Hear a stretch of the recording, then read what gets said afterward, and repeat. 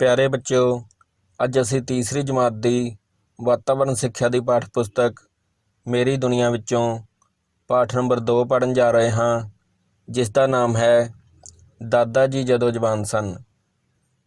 तो आओ इस पाठ नूं शुरू करते हाँ। राजू दे घर एक पुरानी तस्वीर लगी हुई सी। एक दिन राजू ने अपने पिता जी नूं पुछया, ये किसदी तस्वीर है? पिताजी, ये मेरे पिता जी की तस्वीर है। राजू हैरान होके, तुहाडे पिता जी यानी मेरे दादा जी? पिता, हाँ बेटे। राजू, पर दादा जी तां बहुत कमज़ोर हन, ਉਹ ਤਾਂ ਤੁਰਦੇ ਵੀ ਸੋਟੀ ਨਾਲ ਹਨ। ਇਹ ਤਾਂ ਬਹੁਤ ਤਕੜਾ ਆਦਮੀ ਜਾਪਦਾ ਹੈ। ਪਿਤਾ, ਬੇਟੇ ਉਹ ਆਪਣੀ ਜਵਾਨੀ ਸਮੇਂ ਬਹੁਤ ਤਕੜੇ ਸਨ, ਹੁਣ ਉਹ ਬੁੱਢੇ ਹੋ ਗਏ ਹਨ। ਰਾਜੂ, ਤੁਸੀਂ ਵੀ ਬੁੱਢੇ ਹੋ ਜਾਵੋਗੇ? ਪਿਤਾ, हाँ बेटे, मैं ही नहीं, तेरी माता भी समय नाल बुढ़ी हो जाएगी, पर तद तक तू जवान हो जाएगा। तो बच्चों, इत्थों तक पढ़ के सानू पता लगता है कि राजू के घर में कोई तस्वीर लगी हुई है। राजू अपने पिता जी नूं उस तस्वीर बारे पुछदा है कि यह तस्वीर किसदी है।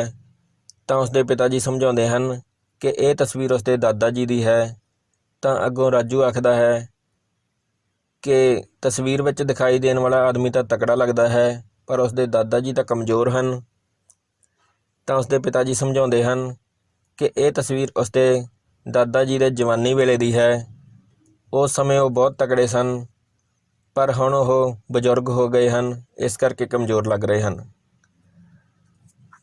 अते समय के नाल नाल मैं अते तेरी माता भी बजुर्ग हो जावांगे, यानी कि राजू के पिता अते माता भी बजुर्ग हो जाणगे, पर उदों तक राजू जवान हो जाएगा।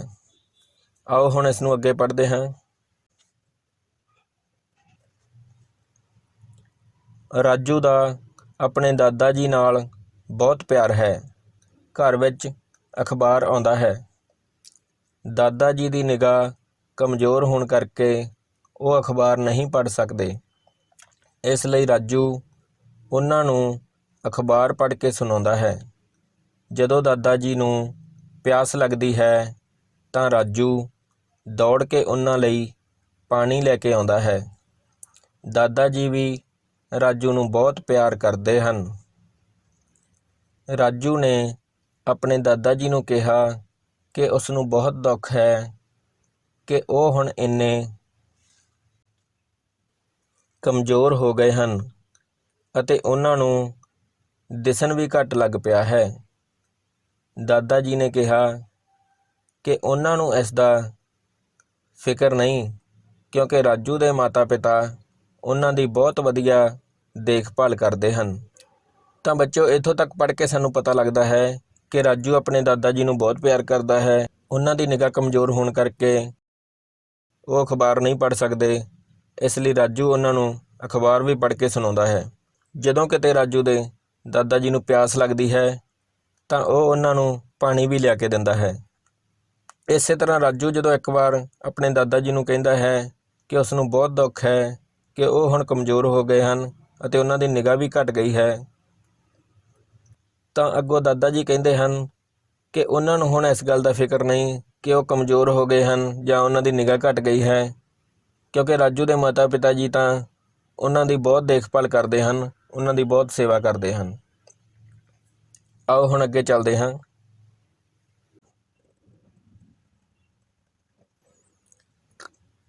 इत्थे बच्चों कुछ प्रश्न दिते हुए हैं, आओ देखते हैं इन्हां दा उत्तर किस तरह देना है। प्रश्न नंबर 1, तुसी अपने परिवार के बजुर्गों लई की करते हो? तो बच्चों, इत्थे तुसी अपने बारे दसना है कि तुसी अपने परिवार के बजुर्गों यानी अपने दादा दादी जी लई की कुछ करते हो। तो इसका उत्तर बच्चों इस तरह हो सकता है। ਪਾਣੀ ਅਤੇ ਖਾਣਾ ਫੜਾਉਂਦੇ ਹਾਂ ਅਤੇ ਲੋੜ ਪੈਣ 'ਤੇ ਉਹਨਾਂ ਦੀਆਂ ਚੀਜ਼ਾਂ ਲੱਭਣ ਵਿੱਚ ਮਦਦ ਕਰਦੇ ਹਾਂ। ਅੱਗੇ ਹੈ ਪ੍ਰਸ਼ਨ ਨੰਬਰ 2, ਪਰਿਵਾਰ ਦੇ ਬਜ਼ੁਰਗ ਤੁਹਾਡੇ ਲਈ ਕੀ ਕਰਦੇ ਹਨ? ਤਾਂ ਇੱਥੇ ਬੱਚਿਓ ਤੁਸੀਂ ਉੱਤਰ ਵਿੱਚ ਦੱਸਣਾ ਹੈ ਕਿ ਤੁਹਾਡੇ ਦਾਦਾ ਦਾਦੀ ਜੀ ਜਾਂ ਪਰਿਵਾਰ ਦੇ ਬਜ਼ੁਰਗ ਤੁਹਾਡੇ ਲਈ ਕੀ ਕੁਝ ਕਰਦੇ ਹਨ। ਤਾਂ ਇਸ ਦਾ ਉੱਤਰ ਬੱਚਿਓ ਇਸ ਤਰ੍ਹਾਂ ਹੋ ਸਕਦਾ ਹੈ, ਦਾਦਾ ਜੀ ਮੈਨੂੰ ਸਕੂਲ ਛੱਡ ਕੇ ਆਉਂਦੇ ਹਨ ਅਤੇ ਦਾਦੀ ਜੀ ਮੇਰੇ ਲਈ ਮਨਪਸੰਦ ਭੋਜਨ ਬਣਾਉਂਦੇ ਹਨ। ਪ੍ਰਸ਼ਨ ਨੰਬਰ 3, ਬਜ਼ੁਰਗਾਂ ਨੂੰ ਸਾਡੀ ਮਦਦ ਦੀ ਲੋੜ ਕਿਉਂ ਪੈਂਦੀ ਹੈ? ਤਾਂ ਇਸ ਦਾ ਉੱਤਰ ਬੱਚਿਓ ਇਸ ਤਰ੍ਹਾਂ ਹੋ ਸਕਦਾ ਹੈ, ਕਿਉਂਕਿ ਉਹਨਾਂ ਦੀ ਨਜ਼ਰ ਕਮਜ਼ੋਰ ਹੋ ਜਾਂਦੀ ਹੈ ਅਤੇ ਬੁਢਾਪੇ ਕਾਰਨ ਆਈ ਕਮਜ਼ੋਰੀ ਕਰਕੇ ਉਹ ਇਕੱਲੇ ਕੰਮ ਨਹੀਂ ਕਰ ਸਕਦੇ। ਆਓ ਚੱਲਦੇ ਹਾਂ ਇਸ ਤੋਂ ਅੱਗੇ। ਕੁਝ ਲੋਕ ਨਜ਼ਰ ਤੋਂ ਬਿਨਾਂ ਵੀ ਪੜ੍ਹ ਲੈਂਦੇ ਹਨ। ਛੁੱਟੀਆਂ ਵਿੱਚ ਇੱਕ ਦਿਨ ਸੋਨੂ ਅਤੇ ਉਸਦੇ ਦੋਸਤ ਬੜਾ ਰੌਲਾ ਪਾ ਰਹੇ ਸਨ। ਉਸਦੇ ਚਾਚੇ ਨੇ ਆ ਕੇ ਪੁੱਛਿਆ ਕਿ ਤੁਸੀਂ ਕਿਸ ਗੱਲ 'ਤੇ ਇੰਨਾ ਸ਼ੋਰ ਕਰ ਰਹੇ ਹੋ? ਸੋਨੂ, ਚਾਚਾ ਜੀ, ਅੱਜ ਮਨੋਜ ਬੜੀ ਗੱਪ ਮਾਰੀ ਜਾਂਦਾ ਹੈ। ਚਾਚਾ, ਕੀ ਗੱਪ ਮਾਰ ਰਿਹਾ ਹੈ? ਸੋਨੂ, ਇਹ ਕਹਿੰਦਾ ਹੈ ਕਿ ਇੱਕ ਮੁੰਡੇ ਨੂੰ ਅੱਖਾਂ ਤੋਂ ਬਿਲਕੁਲ ਨਹੀਂ ਦਿਸਦਾ, ਉਹ ਫਿਰ ਵੀ ਕਿਤਾਬਾਂ ਪੜ੍ਹ ਲੈਂਦਾ ਹੈ। ਇੰਜ ਕਿਵੇਂ ਹੋ ਸਕਦਾ ਹੈ? ਹਰਪਾਲ, ਚਾਚਾ ਜੀ, ਅਸੀਂ ਇਸ ਨੂੰ ਕਿਹਾ ਹੈ ਕਿ ਅਸੀਂ ਇਸ ਦੀਆਂ ਅੱਖਾਂ ਉੱਤੇ ਪੱਟੀ ਬੰਨ੍ਹ ਦਿੰਦੇ ਹਾਂ, ਫਿਰ ਇਹ ਪੜ੍ਹ ਕੇ ਵਿਖਾਵੇ। ਚਾਚਾ, ਹਾਂ ਬਈ ਮਨੋਜ, ਕੌਣ ਪੜ੍ਹਦਾ ਹੈ ਇੰਜ? ਤੈਨੂੰ ਕਿਸ ਨੇ ਦੱਸਿਆ ਹੈ? ਮਨੋਜ, ਜੀ ਮੈਂ ਛੁੱਟੀਆਂ ਵਿੱਚ ਆਪਣੀ ਭੂਆ ਕੋਲ ਗਿਆ ਸੀ। ਉਹਨਾਂ ਦੇ ਗੁਆਂਢ ਵਿੱਚ ਇੱਕ ਲੜਕਾ ਸੀ। ਉਸਨੂੰ ਦਿਸਦਾ ਨਹੀਂ ਸੀ, ਪਰ ਉਹ ਕਿਤਾਬ ਪੜ੍ਹ ਲੈਂਦਾ ਸੀ। ਤਾਂ ਬੱਚਿਓ ਇੱਥੋਂ ਤੱਕ ਪੜ੍ਹ ਕੇ ਸਾਨੂੰ ਪਤਾ ਲੱਗਦਾ ਹੈ ਕਿ ਛੁੱਟੀਆਂ ਵਿੱਚ ਸੋਨੂ ਅਤੇ ਉਸਦੇ ਦੋਸਤ ਰੌਲਾ ਪਾ ਰਹੇ ਹਨ। ਜਦੋਂ ਉਹਨਾਂ ਦੇ ਚਾਚਾ ਜੀ ਨੇ ਉਹਨਾਂ ਨੂੰ ਰੌਲਾ ਪਾਉਣ ਦਾ ਕਾਰਨ ਪੁੱਛਿਆ ਤਾਂ ਸੋਨੂ ਕਹਿੰਦਾ ਹੈ ਕਿ ਮਨੋਜ ਅੱਜ ਗੱਪ ਮਾਰੀ ਜਾਂਦਾ ਹੈ। ਤਾਂ ਚਾਚਾ ਜੀ ਨੇ ਪੁੱਛਿਆ ਕਿ ਕਿਹੜੀ ਗੱਪ ਮਾਰੀ ਜਾਂਦਾ ਹੈ?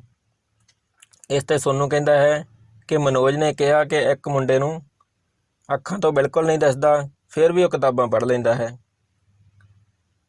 ਤਾਂ ਚਾਚਾ ਜੀ ਨੇ ਜਦੋਂ ਮਨੋਜ ਨੂੰ ਪੁੱਛਿਆ, ਹਾਂ ਵੀ ਦੱਸ ਕੌਣ ਇਸ ਤਰ੍ਹਾਂ ਕਿਤਾਬਾਂ ਪੜ੍ਹ ਸਕਦਾ ਹੈ? ਤਾਂ ਮਨੋਜ ਨੇ ਕਿਹਾ ਕਿ ਉਹ ਆਪਣੀ ਭੂਆ ਕੋਲ ਗਿਆ ਸੀ। ਉੱਥੇ ਇੱਕ ਗੁਆਂਢੀਆਂ ਦਾ ਇੱਕ ਮੁੰਡਾ ਸੀ ਜਿਸ ਨੂੰ ਕਿ ਦਿਸਦਾ ਨਹੀਂ ਸੀ, ਪਰ ਉਹ ਕਿਤਾਬਾਂ ਪੜ੍ਹ ਲੈਂਦਾ ਸੀ। ਆਓ ਹੁਣ ਅੱਗੇ ਦੇਖਦੇ ਹਾਂ ਕਿ ਕੀ ਲਿਖਿਆ ਹੈ।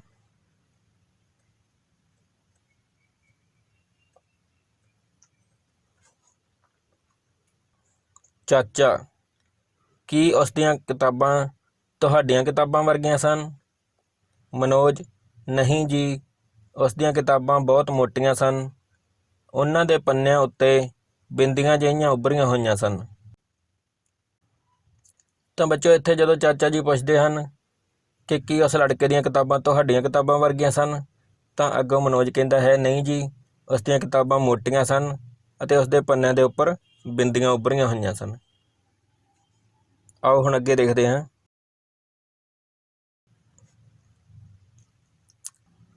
ਚਾਚਾ, ਹਾਂ ਬੱਚਿਓ, ਮਨੋਜ ਠੀਕ ਕਹਿ ਰਿਹਾ ਹੈ।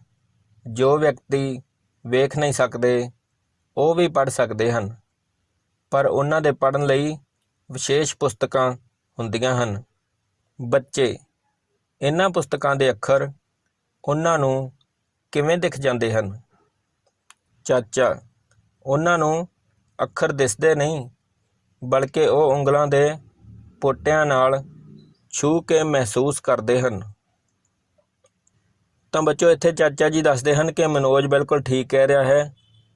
ਜਿਹੜੇ ਲੋਕੀ ਵੇਖ ਨਹੀਂ ਸਕਦੇ ਉਹ ਵੀ ਪੁਸਤਕਾਂ ਪੜ੍ਹ ਸਕਦੇ ਹਨ। ਉਹ ਪੁਸਤਕਾਂ ਦੇ ਅੱਖਰ ਦੇਖ ਨਹੀਂ ਸਕਦੇ, ਪਰ ਉਹਨਾਂ ਨੂੰ ਆਪਣੀਆਂ ਉਂਗਲਾਂ ਦੇ ਪੋਟਿਆਂ ਨਾਲ ਛੂਹ ਕੇ ਮਹਿਸੂਸ ਕਰ ਸਕਦੇ ਹਨ, ਕਿਉਂਕਿ ਉਹਨਾਂ ਦੇ ਪੰਨਿਆਂ ਦੇ ਉੱਪਰ ਜਿਹੜੇ ਅੱਖਰ ਹੁੰਦੇ ਹਨ ਉਹ ਬਿੰਦੀਆਂ ਦੇ ਰੂਪ ਵਿੱਚ ਲਿਖੇ ਹੁੰਦੇ ਹਨ। ਆਓ ਹੁਣ ਅੱਗੇ ਦੇਖਦੇ ਹਾਂ। ਕਿਰਿਆ ਨੰਬਰ 1, ਇੱਕ ਬੱਚੇ ਦੀਆਂ ਅੱਖਾਂ ਉੱਤੇ ਪੱਟੀ ਬੰਨ੍ਹ ਦਿਓ। ਵੱਖ-ਵੱਖ ਬੱਚੇ ਉਸ ਕੋਲ ਜਾਣ ਅਤੇ ਉਹ ਛੂਹ ਕੇ ਉਹਨਾਂ ਨੂੰ ਪਛਾਣਨ ਦੀ ਕੋਸ਼ਿਸ਼ ਕਰੇ।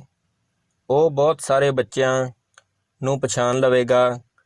ਕੁਝ ਬੱਚਿਆਂ ਦਾ ਹਾਸਾ ਨਿਕਲ ਜਾਵੇਗਾ ਜਾਂ ਉਹ ਕੁਝ ਬੋਲ ਪੈਣਗੇ। ਉਹ ਜਲਦੀ ਪਛਾਣੇ ਜਾਣਗੇ। ਤਾਂ ਬੱਚਿਓ, ਇੱਥੇ ਇੱਕ ਕਿਰਿਆ ਤੁਹਾਡੀ ਜਮਾਤ ਵਿੱਚ ਕਰਵਾਈ ਜਾ ਸਕਦੀ ਹੈ ਕਿ ਤੁਹਾਡੇ ਵਿੱਚੋਂ ਅਸੀਂ ਕਿਸੇ ਬੱਚੇ ਦੀ ਅੱਖ ਉੱਤੇ ਪੱਟੀ ਬੰਨ੍ਹ ਦਿਆਂਗੇ ਅਤੇ ਬਾਕੀ ਬੱਚਿਆਂ ਨੂੰ ਉਹ ਪਹਿਚਾਣਨ ਦੀ ਕੋਸ਼ਿਸ਼ ਕਰੇਗਾ। ਜਦੋਂ ਬੱਚੇ ਉਸਦੇ ਕੋਲ ਆਉਣਗੇ, ਕਿਸੇ ਬੱਚੇ ਦਾ ਹਾਸਾ ਨਿਕਲ ਜਾਵੇਗਾ ਜਾਂ ਕੋਈ ਕੁਝ ਬੋਲ ਪਵੇਗਾ ਅਤੇ ਇਸ ਦੇ ਨਾਲ ਉਹ ਜਲਦੀ ਪਛਾਣਿਆ ਜਾਵੇਗਾ। ਅੱਗੇ ਪੜ੍ਹਦੇ ਹਾਂ। ਇਸ ਤੋਂ ਇਹ ਤੱਥ ਸਾਹਮਣੇ ਆਵੇਗਾ ਕਿ ਜਿਸ ਵਸਤੂ ਨੂੰ ਅਸੀਂ ਦੇਖ ਨਹੀਂ ਸਕਦੇ, ਉਸ ਨੂੰ ਅਸੀਂ ਛੂਹ ਕੇ ਜਾਂ ਉਸ ਦੀ ਆਵਾਜ਼ ਤੋਂ ਪਛਾਣ ਸਕਦੇ ਹਾਂ।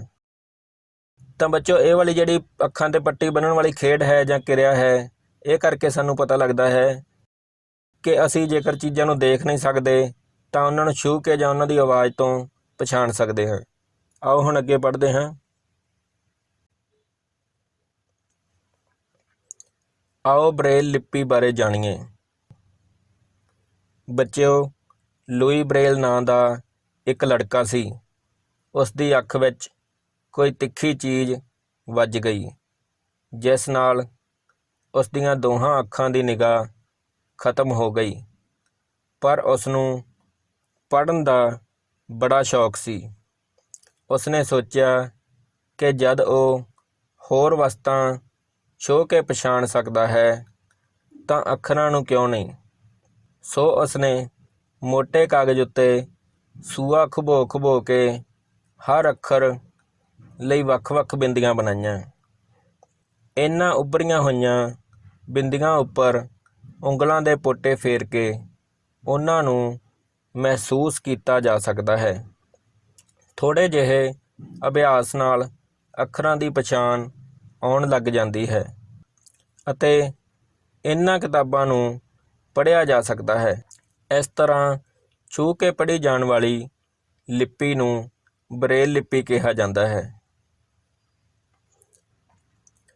ਤਾਂ ਬੱਚਿਓ, ਇਸ ਪੈਰੇ ਨੂੰ ਪੜ੍ਹ ਕੇ ਸਾਨੂੰ ਪਤਾ ਲੱਗਦਾ ਹੈ ਕਿ ਲੂਈ ਬ੍ਰੇਲ ਨਾਂ ਦਾ ਇੱਕ ਲੜਕਾ ਸੀ, ਜਿਸ ਦੀਆਂ ਅੱਖਾਂ ਦੇ ਵਿੱਚ ਕੋਈ ਤਿੱਖੀ ਚੀਜ਼ ਵੱਜਣ ਕਰਕੇ ਉਸ ਦੀਆਂ ਅੱਖਾਂ ਦੀ ਨਿਗਾਹ ਖਤਮ ਹੋ ਗਈ ਸੀ। ਪਰ ਉਸਨੂੰ ਪੜ੍ਹਨ ਦਾ ਬਹੁਤ ਸ਼ੌਂਕ ਸੀ। ਇਸ ਕਰਕੇ ਉਸਨੇ ਸੋਚਿਆ ਕਿ ਜੇਕਰ ਉਹ ਹੋਰ ਚੀਜ਼ਾਂ ਨੂੰ ਛੂਹ ਕੇ ਪਛਾਣ ਸਕਦਾ ਹੈ ਤਾਂ ਉਹ ਅੱਖਰਾਂ ਨੂੰ ਵੀ ਛੂਹ ਕੇ ਪਛਾਣ ਸਕਦਾ ਹੈ। ਇਸੇ ਲਈ ਉਸਨੇ ਇੱਕ ਮੋਟਾ ਕਾਗਜ਼ ਲੈ ਕੇ ਉਸਦੇ ਉੱਪਰ ਸੂਏ ਖੁਬੋ ਕੇ ਹਰੇਕ ਅੱਖਰ ਨੂੰ ਵੱਖ-ਵੱਖ ਬਿੰਦੀਆਂ ਦੇ ਰੂਪ ਵਿੱਚ ਬਣਾ ਲਿਆ। ਤਾਂ ਬੱਚਿਓ, ਇਸ ਤਰ੍ਹਾਂ ਬਿੰਦੀਆਂ ਨਾਲ ਬਣਾਏ ਹੋਏ ਅੱਖਰਾਂ ਨੂੰ ਅਸੀਂ ਉਂਗਲਾਂ ਦੇ ਨਾਲ ਛੂਹ ਕੇ ਪੜ੍ਹ ਸਕਦੇ ਹਾਂ। ਇਸੇ ਨੂੰ ਹੀ ਬ੍ਰੇਲ ਲਿਪੀ ਕਿਹਾ ਜਾਂਦਾ ਹੈ। ਆਓ ਇਸ ਲਿਪੀ ਬਾਰੇ ਕੁਝ ਹੋਰ ਜਾਣਦੇ ਹਾਂ। ਤਾਂ ਬੱਚਿਓ, ਇੱਥੇ ਉਂਗਲਾਂ ਦੇ ਨਾਲ ਛੂਹ ਕੇ ਪੜ੍ਹੀ ਜਾਣ ਵਾਲੀ ਬ੍ਰੇਲ ਲਿਪੀ ਦੇ A ਤੋਂ ਲੈ ਕੇ Z ਤੱਕ ਅਤੇ 0 ਤੋਂ ਲੈ ਕੇ 9 ਤੱਕ ਸਾਰੇ ਅੱਖਰ ਲਿਖੇ ਹੋਏ ਹਨ।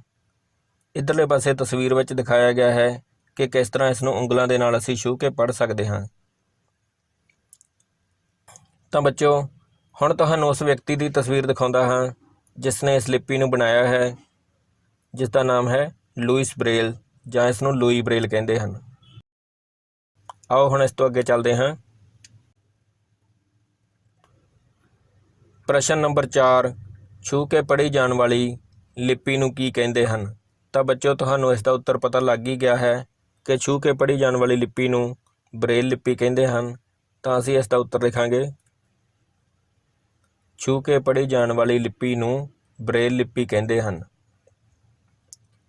ਅੱਗੇ ਹੈ ਪ੍ਰਸ਼ਨ ਨੰਬਰ 5, ਬ੍ਰੇਲ ਲਿਪੀ ਕਿਸ ਨੇ ਤਿਆਰ ਕੀਤੀ?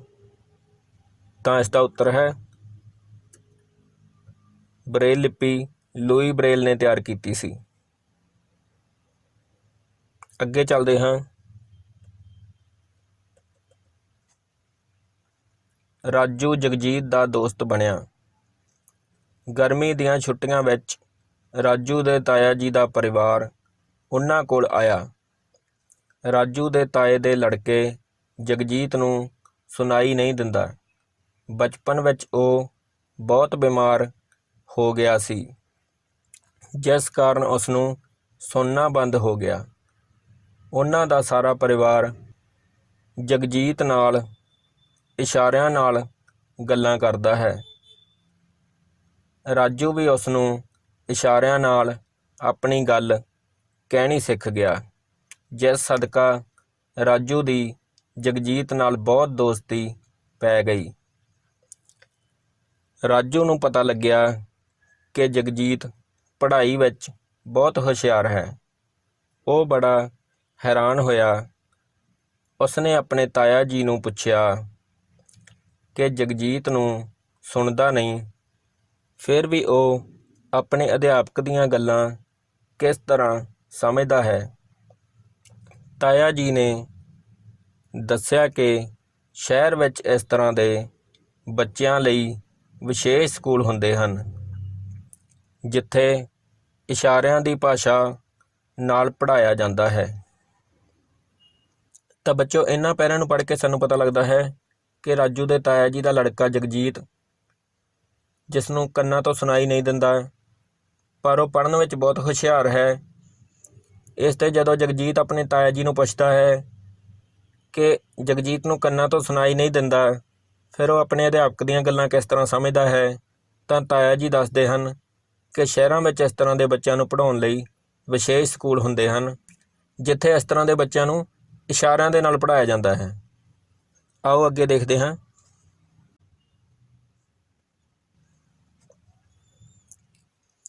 ਕਿਰਿਆ ਨੰਬਰ 2, ਅਸੀਂ ਆਪਣੇ ਸੁਨੇਹੇ ਹੋਰਨਾਂ ਤੱਕ ਬੋਲੇ ਬਗੈਰ ਇਸ਼ਾਰਿਆਂ ਰਾਹੀਂ ਪਹੁੰਚਾ ਸਕਦੇ ਹਾਂ। ਹੇਠ ਦਿੱਤੇ ਚਿੱਤਰਾਂ ਵਿੱਚ ਕੁਝ ਕਿਹਾ ਜਾ ਰਿਹਾ ਹੈ, ਪਹਿਚਾਣੋ ਅਤੇ ਲਿਖੋ। ਅਸੀਂ ਜਿੱਤ ਗਏ, ਰੁਕ ਜਾਓ, ਚੁੱਪ ਹੋ ਜਾਓ। ਤਾਂ ਬੱਚਿਓ, ਇਹਨਾਂ ਤਸਵੀਰਾਂ ਦੇ ਵਿੱਚ ਇਸ਼ਾਰਿਆਂ ਦੇ ਨਾਲ ਕੁਝ ਕਿਹਾ ਜਾ ਰਿਹਾ ਹੈ। ਆਓ ਇਹਨਾਂ ਨੂੰ ਸਮਝਦੇ ਹਾਂ। ਸਭ ਤੋਂ ਪਹਿਲੀ ਤਸਵੀਰ ਦੇ ਵਿੱਚ ਹੱਥ ਦੇ ਨਾਲ ਰੁਕਣ ਦਾ ਇਸ਼ਾਰਾ ਕੀਤਾ ਜਾ ਰਿਹਾ ਹੈ, ਤਾਂ ਅਸੀਂ ਇੱਥੇ ਲਿਖਾਂਗੇ ਰੁਕ ਜਾਓ। ਅੱਗੇ ਹੈ ਦੂਸਰੀ ਤਸਵੀਰ, ਇਸ ਵਿੱਚ ਮੂੰਹ ਦੇ ਉੱਪਰ ਉਂਗਲ ਰੱਖ ਕੇ ਚੁੱਪ ਰਹਿਣ ਦਾ ਇਸ਼ਾਰਾ ਕੀਤਾ ਜਾ ਰਿਹਾ ਹੈ, ਤਾਂ ਅਸੀਂ ਇੱਥੇ ਲਿਖਾਂਗੇ ਚੁੱਪ ਹੋ ਜਾਓ। ਤੀਸਰੀ ਤਸਵੀਰ ਦੇ ਵਿੱਚ ਉਂਗਲਾਂ ਦੇ ਨਾਲ V ਦਾ ਨਿਸ਼ਾਨ ਬਣਾਇਆ ਹੋਇਆ ਹੈ। V ਦਾ ਮਤਲਬ ਹੁੰਦਾ ਹੈ ਵਿਕਟਰੀ, ਤਾਂ ਵਿਕਟਰੀ ਦਾ ਪੰਜਾਬੀ ਵਿੱਚ ਮਤਲਬ ਹੈ ਬੱਚੋ ਜਿੱਤ। ਤਾਂ ਇਸ ਤਰ੍ਹਾਂ ਦੇ ਇਸ਼ਾਰੇ ਦੀ ਵਰਤੋਂ ਇਹ ਦੱਸਣ ਲਈ ਕੀਤੀ ਜਾਂਦੀ ਹੈ ਕਿ ਅਸੀਂ ਜਿੱਤ ਗਏ। ਇੱਥੇ ਅਸੀਂ ਲਿਖਾਂਗੇ ਅਸੀਂ ਜਿੱਤ ਗਏ।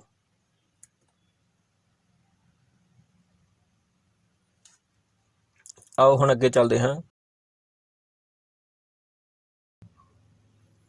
ਕਿਰਿਆ ਨੰਬਰ 3, ਬੱਚਿਓ, ਜੇਕਰ ਤੁਸੀਂ ਹੇਠ ਲਿਖੇ ਕੰਮ ਕਹਿਣੇ ਹੋਣ ਤਾਂ ਇਸ਼ਾਰਿਆਂ ਨਾਲ ਕਿਵੇਂ ਸਮਝਾਓਗੇ?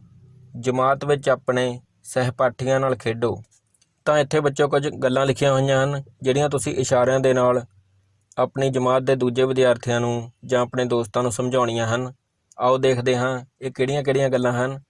ਸਭ ਤੋਂ ਪਹਿਲੇ ਨੰਬਰ 'ਤੇ ਮੈਂ ਪਾਣੀ ਪੀਣਾ ਚਾਹੁੰਦਾ ਹਾਂ। ਦੂਸਰਾ, ਮੈਂ ਕੁਝ ਖਾਣਾ ਚਾਹੁੰਦਾ ਹਾਂ। ਤੀਸਰਾ, ਦੂਰ ਚਲੇ ਜਾਓ। ਚੌਥਾ, ਖੜੇ ਹੋ ਜਾਓ। ਪੰਜਵਾਂ, ਇੱਧਰ ਆਓ। ਤਾਂ ਇਹ ਸਾਰੀਆਂ ਗੱਲਾਂ ਬੱਚੋ ਤੁਸੀਂ ਇਸ਼ਾਰਿਆਂ ਦੇ ਨਾਲ ਆਪਣੀ ਕਲਾਸ ਦੇ ਦੂਜੇ ਵਿਦਿਆਰਥੀਆਂ ਨੂੰ ਸਮਝਾਉਣੀਆਂ ਹਨ। ਅੱਗੇ ਦੇਖਦੇ ਹਾਂ।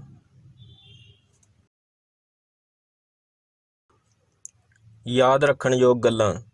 ਇੱਥੇ ਬੱਚੋ ਕੁਝ ਯਾਦ ਰੱਖਣ ਯੋਗ ਗੱਲਾਂ ਹਨ। ਆਓ ਇਹਨਾਂ ਨੂੰ ਸਮਝਦੇ ਹਾਂ। ਬੁਢਾਪੇ ਨਾਲ ਸਰੀਰ ਕਮਜ਼ੋਰ ਹੋ ਜਾਂਦਾ ਹੈ। ਇਹ ਗੱਲ ਬਿਲਕੁਲ ਠੀਕ ਹੈ ਬੱਚੋ। ਬੁਢਾਪੇ ਦੇ ਨਾਲ ਸਰੀਰ ਦੇ ਵਿੱਚ ਕਮਜ਼ੋਰੀ ਆ ਜਾਂਦੀ ਹੈ, ਤੁਰਨ ਫਿਰਨ ਦੀ ਸ਼ਕਤੀ ਘੱਟ ਜਾਂਦੀ ਹੈ ਅਤੇ ਸਰੀਰ ਤੋਂ ਬਹੁਤਾ ਕੰਮ ਨਹੀਂ ਲਿਆ ਜਾ ਸਕਦਾ। ਅੱਗੇ ਹੈ ਨੰਬਰ 2, ਬਰੇਲ ਲਿਪੀ ਨੂੰ ਹੱਥਾਂ ਨਾਲ ਛੂਹ ਕੇ ਪੜ੍ਹਿਆ ਜਾਂਦਾ ਹੈ। ਤਾਂ ਇਹ ਵੀ ਬੱਚੋ ਅਸੀਂ ਪਾਠ ਦੇ ਵਿੱਚੋਂ ਸਮਝ ਲਿਆ ਹੈ ਕਿ ਬਰੇਲ ਲਿਪੀ ਇਸ ਤਰ੍ਹਾਂ ਦੀ ਬਿੰਦੀਆਂ ਵਾਲੀ ਲਿਪੀ ਹੁੰਦੀ ਹੈ, ਜਿਸ ਨੂੰ ਉਂਗਲਾਂ ਦੇ ਨਾਲ ਛੂਹ ਕੇ ਪੜ੍ਹਿਆ ਜਾਂਦਾ ਹੈ। ਅੱਗੇ ਤੀਸਰੀ ਗੱਲ ਹੈ, ਸਾਨੂੰ ਆਪਣੇ ਬਜ਼ੁਰਗਾਂ ਦੀ ਦੇਖਭਾਲ ਕਰਨੀ ਚਾਹੀਦੀ ਹੈ। ਇਹ ਵੀ ਬੱਚੋ ਸਾਨੂੰ ਯਾਦ ਰੱਖਣਾ ਚਾਹੀਦਾ ਹੈ ਕਿ ਬਜ਼ੁਰਗਾਂ ਨੂੰ ਦੇਖਭਾਲ ਦੀ ਬਹੁਤ ਲੋੜ ਹੁੰਦੀ ਹੈ, ਕਿਉਂਕਿ ਉਹਨਾਂ ਦੀ ਨਿਗਾਹ ਘੱਟ ਜਾਂਦੀ ਹੈ ਅਤੇ ਉਹਨਾਂ ਦਾ ਸਰੀਰ ਵੀ ਕਮਜ਼ੋਰ ਹੋ ਜਾਂਦਾ ਹੈ, ਜਿਸ ਕਰਕੇ ਉਹ ਆਪਣੇ ਕੰਮ ਖੁਦ ਨਹੀਂ ਕਰ ਸਕਦੇ। ਤਾਂ ਸਾਨੂੰ ਉਹਨਾਂ ਦੀ ਦੇਖਭਾਲ ਕਰਨੀ ਚਾਹੀਦੀ ਹੈ। ਅੱਗੇ ਚੱਲਦੇ ਹਾਂ ਬੱਚਿਓ।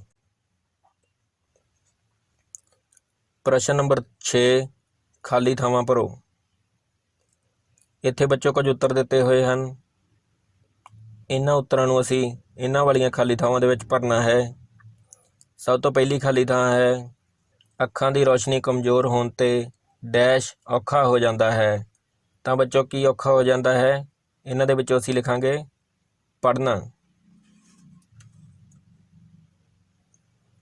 ਅੱਗੇ ਹੈ ਬੱਚਿਓ, ਦਾਦਾ ਦਾਦੀ ਸਾਨੂੰ ਡੈਸ਼ ਸੁਣਾਉਂਦੇ ਹਨ। ਕੀ ਸੁਣਾਉਂਦੇ ਹਨ ਬੱਚੋ? ਇਹਨਾਂ ਦੇ ਵਿੱਚੋਂ ਕਹਾਣੀਆਂ। ਅਸੀਂ ਇਸ ਦਾ ਉੱਤਰ ਲਿਖਾਂਗੇ ਕਹਾਣੀਆਂ। ਅੱਗੇ ਹੈ ਬੱਚਿਓ, ਅਭਿਆਸ ਨਾਲ ਵਸਤੂਆਂ ਨੂੰ ਡੈਸ਼ ਕੇ ਪਹਿਚਾਣ ਸਕਦੇ ਹਾਂ। ਕੀ ਕਰਕੇ ਪਹਿਚਾਣ ਸਕਦੇ ਹਾਂ ਬੱਚਿਓ? ਛੂਹ ਕੇ। ਇੱਥੇ ਅਸੀਂ ਲਿਖਾਂਗੇ ਛੂਹ। ਇਸ ਤੋਂ ਅੱਗੇ ਹੈ, ਸਾਨੂੰ ਬਜ਼ੁਰਗਾਂ ਦੀ ਡੈਸ਼ ਕਰਨੀ ਚਾਹੀਦੀ ਹੈ। ਤਾਂ ਇੱਥੇ ਬੱਚਿਓ ਉੱਤਰ ਰਹਿ ਗਿਆ ਦੇਖਭਾਲ।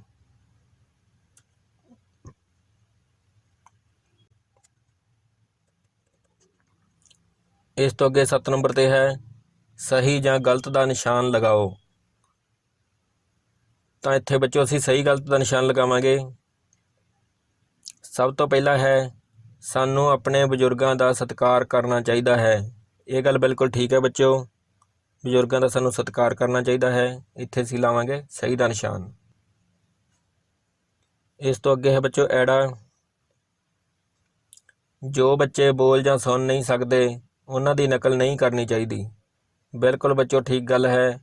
ਜਿਹੜੇ ਬੱਚੇ ਸੁਣ ਜਾਂ ਬੋਲ ਨਹੀਂ ਸਕਦੇ, ਕੁਦਰਤ ਨੇ ਉਹਨਾਂ ਤੋਂ ਇਹ ਸ਼ਕਤੀ ਖੋਹ ਲਈ ਹੈ ਜਾਂ ਉਹਨਾਂ ਨੂੰ ਇਹ ਸ਼ਕਤੀ ਨਹੀਂ ਦਿੱਤੀ, ਤਾਂ ਸਾਨੂੰ ਉਹਨਾਂ ਦੀ ਨਕਲ ਕਰਕੇ ਉਹਨਾਂ ਦਾ ਮਜ਼ਾਕ ਨਹੀਂ ਉਡਾਉਣਾ ਚਾਹੀਦਾ। ਇੱਥੇ ਅਸੀਂ ਸਹੀ ਦਾ ਨਿਸ਼ਾਨ ਲਗਾਵਾਂਗੇ।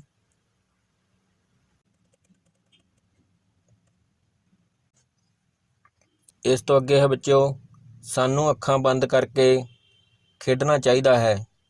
ਇਹ ਬਿਲਕੁਲ ਗਲਤ ਗੱਲ ਹੈ ਬੱਚਿਓ, ਕਿਉਂਕਿ ਅੱਖਾਂ ਬੰਦ ਕਰਕੇ ਖੇਡਣ ਦੇ ਨਾਲ ਸਾਡੇ ਸੱਟ ਲੱਗ ਸਕਦੀ ਹੈ।